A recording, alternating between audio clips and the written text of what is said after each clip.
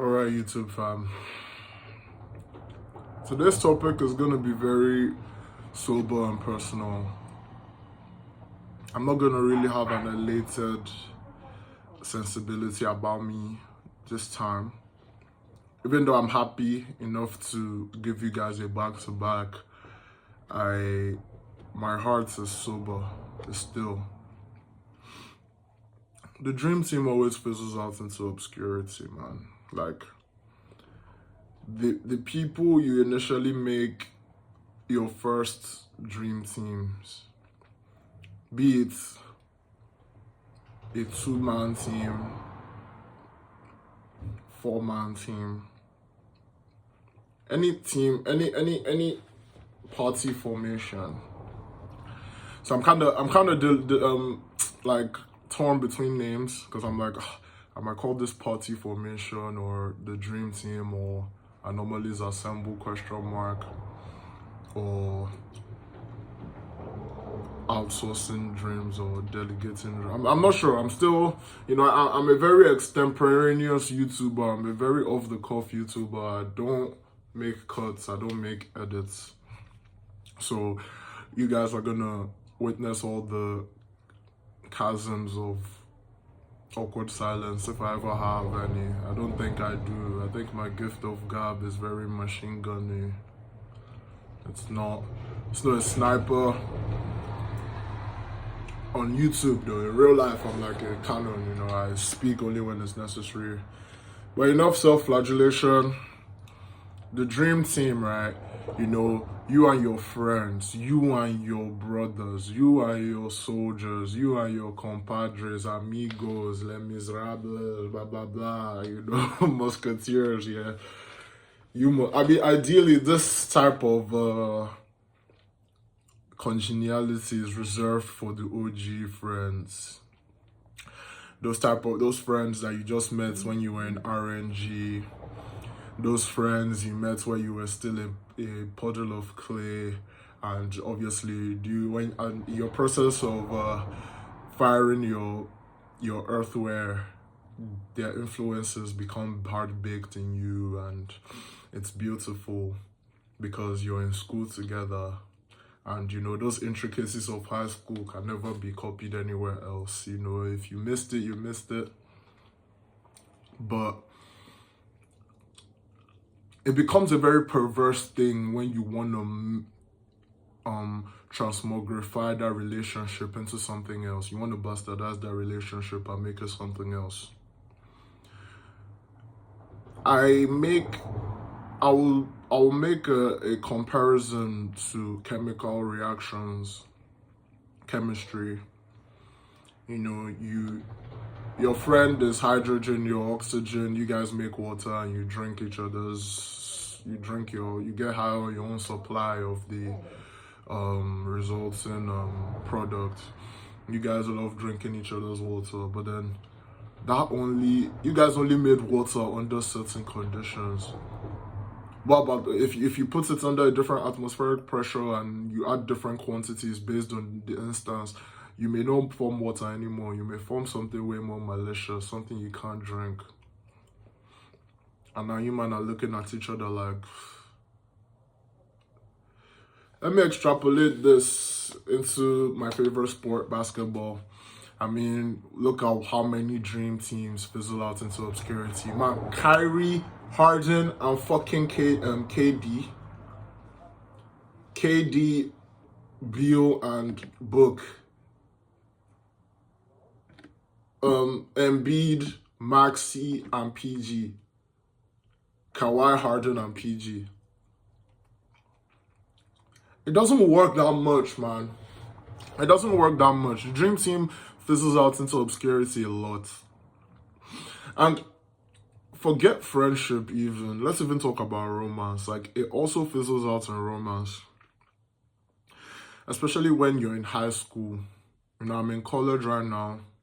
I know a lot of college startups, like friends in college, do go to the moon. But I haven't really heard about high school friends going to the moon because it's too early. It's too many unknowns. Nobody has done anything yet. Nobody has died yet. Not like metaphoric death. Nobody has done that. And to be frank, all the activities you engage in with your friends in high school, there's no power process to it. There's no rise and fall. You can't explode in the pursuits. You can't cry in the pursuits. You can't get better from things you do with your friends in high school. It's true. That's why I love friends in high school just separate, because it's like, well, I don't know what I'm doing with you. With that being said, I want to make it clear that I'm not throwing shade to anybody. I really appreciate anybody who took the time to be my friend in life and show me aspects of humanity, because we're all one at the end of the day. And I am also developing as a human being. I know I'm not perfect and stuff. I know that. But I'll give you some stories to stress my point.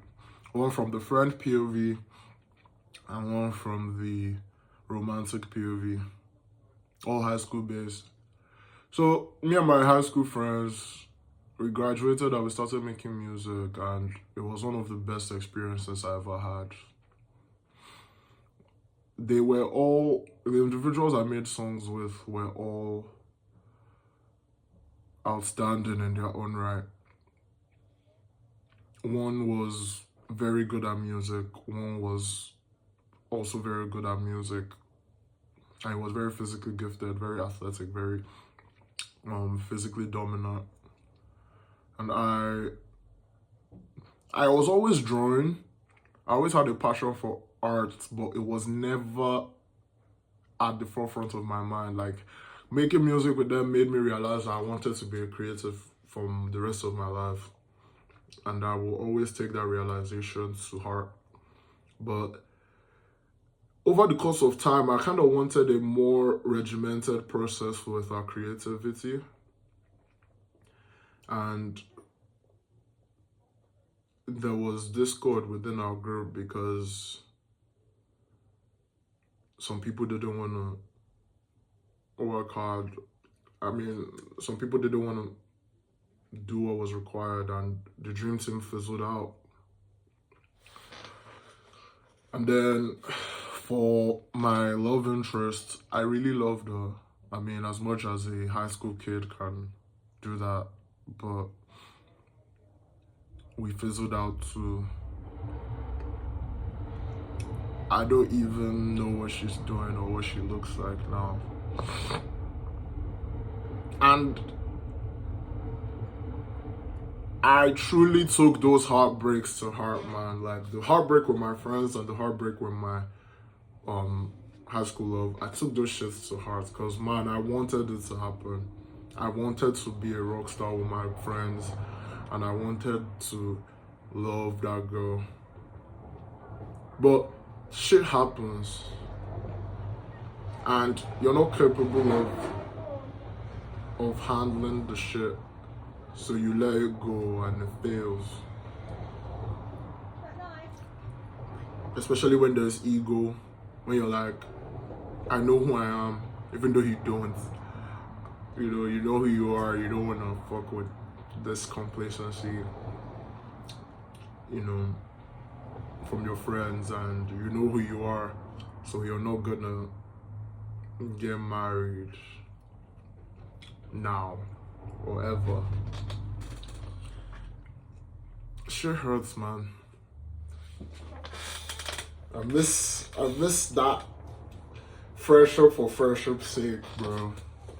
But yeah, that being said, I believe that it wouldn't be a good talk if I didn't give ways for you guys to get out of this level.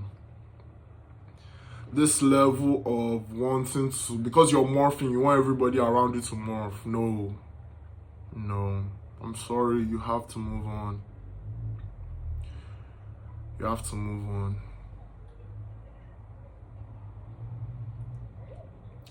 So in the moving on, what you're looking for? You're looking for people who are good enough to do the task you want them to do, but not good enough that the ego is in it. Like, no. So I mean, first things first. Do you want to lead or do you want to be in a team? Not leading the team, because it's a good leader will interchange. He will step down from the throne to abdicate.